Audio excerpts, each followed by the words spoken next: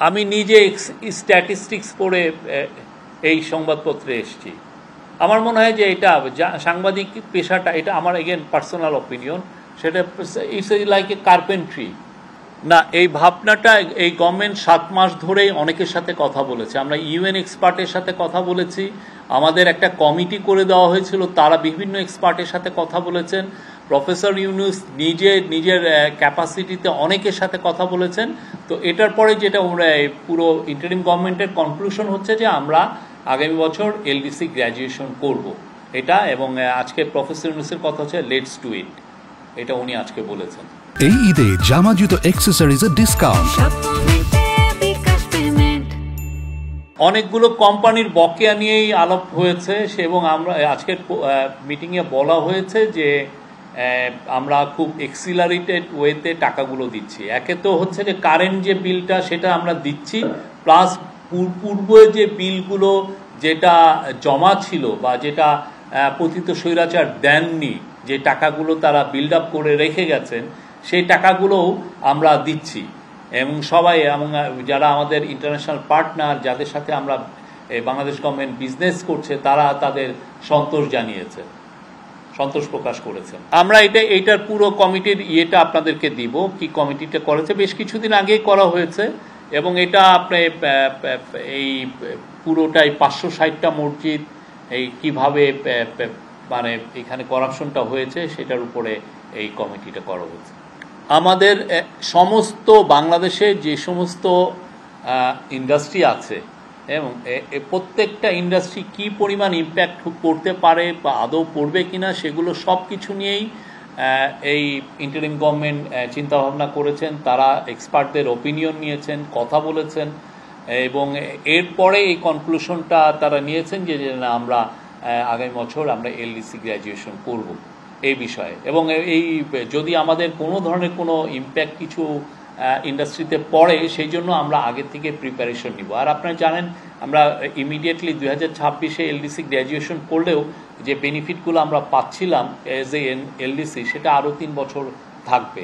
আর আমাদের অনেক ইন্ডাস্ট্রির যথেষ্ট সক্ষমতা হয়েছে এবং তারা, আমরা মনে করছি যে তারা এখন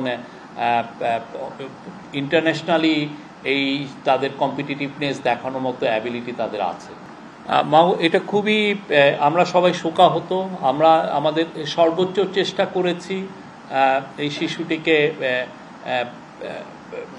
বাঁচিয়ে রাখার জন্য। আমাদের মিলিটারি ডক্টররা প্রাণান্তকর চেষ্টা করেছেন।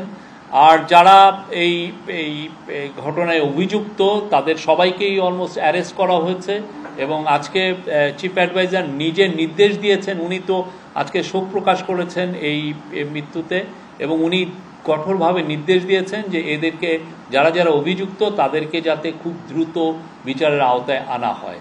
আর আপনারা জানেন ধর্ষণ বিষয়ে যে আমাদেরকে এই যাতে কেসগুলো খুব দ্রুত ট্রায়াল হয় এবং এটা যাতে ভার্ডিক্টটা তাড়াতাড়ি আসে এবং এইগুলোর ক্ষেত্রে যাতে ইনভেস্টিগেশনটাও খুব যাতে প্রপারলি হয়, এগুলোর ব্যাপারে আমাদের তো আমরা অলরেডি অ্যাডমিনিস্ট্রেটিভ কিছু নির্দেশনা গিয়েছে, সাথে লিগালিও কিছু কিছু যে চেঞ্জ যেগুলো এনেছে সেটা আমাদের অ্যাডভাইজার আসিফ নজরুল উনি জানিয়েছেন। অলরেডি এটা নিউজ পেপারগুলোতে এসছে। না, আজকের আমি দ্বিতীয় বিষয়টা বলি। আপনি জানেন আমাদের ইউনাইটেড নেশনের সেক্রেটারি জেনারেল আসছেন, তো অবশ্যই আমরা এটা একটা আমাদের জন্য খুবই একটা সম্মানের বিষয়, এটা খুবই ইম্পর্টেন্ট একটা ট্যুর। আমরা তার সাথে অনেকগুলো বিষয় নিয়ে আলাপ হবে।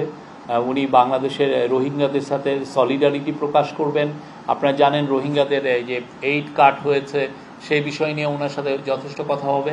তো এই বিষয়ে এই ট্যুরটাকে সামনে রেখে এই জমায়েতের বিষয়টা ডিসিশন এসছে। আর আপনি বললেন যে 12 জনের বিষয়, সেই বিষয়ে আমার মনে হয় পুলিশকে আপনারা এই বিষয়টা জিজ্ঞেস করবেন। ঢাকা মেট্রোপলিটন পুলিশ, তারা তো নিয়মিতই ব্রিফিং করেন, তারা এটা বলতে পারবেন যে এই কেসটার পুরোপুরি ডিটেলসটা আপনাদেরকে জানাবেন। না, আমি কালকে একটা মাল্টিমিডিয়া রিপোর্টার্স অ্যাসোসিয়েশনে ওইখানে যে আমি আমার অপিনিয়নটা দিয়েছি, তেমন এটা গভর্নমেন্টের কোনো এটা ডিসিশন না।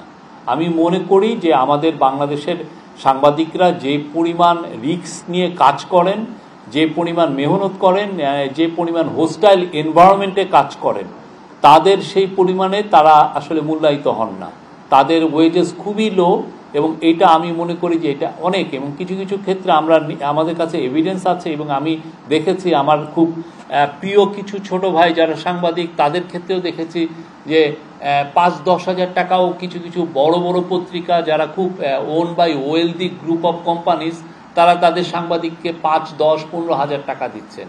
এটা তো আসলে খুবই মানে একটা ন্যাক্কারজনক বিষয়। তো আমরা চাই যে বাংলাদেশে আমি চাই, এটা আমার বিষয়, এটা পার্সোনালি আমি আমার অপিনিয়নটা বলেছি যে যারা এই যে সাংবাদিকদের যেহেতু এই রিস্কে এর মধ্যে একটা হোস্টাইল এনভায়রনমেন্টে কাজ করতে হয়, এবং তাদের অলমোস্ট সবাই 6 days a week করেন, কারো কারো ক্ষেত্রে 7 days a week করেন, তো সেই জন্য আমার মনে হয় যে তাদের ক্ষেত্রে ফ্লোর বেসিক মিনিমাম ওয়েজ যাতে মিনিমাম 30,000 হয়, এটা আমার পার্সোনাল অপিনিয়ন। কালকে আমি মাল্টিমিডিয়া ফোরাম অ্যাসোসিয়েশনের মিটিংয়ে আমি এটা বলেছি। না, সেটা আমার মনে হয় যে এটা একটা বেসিক মিনিমাম ওয়েজ।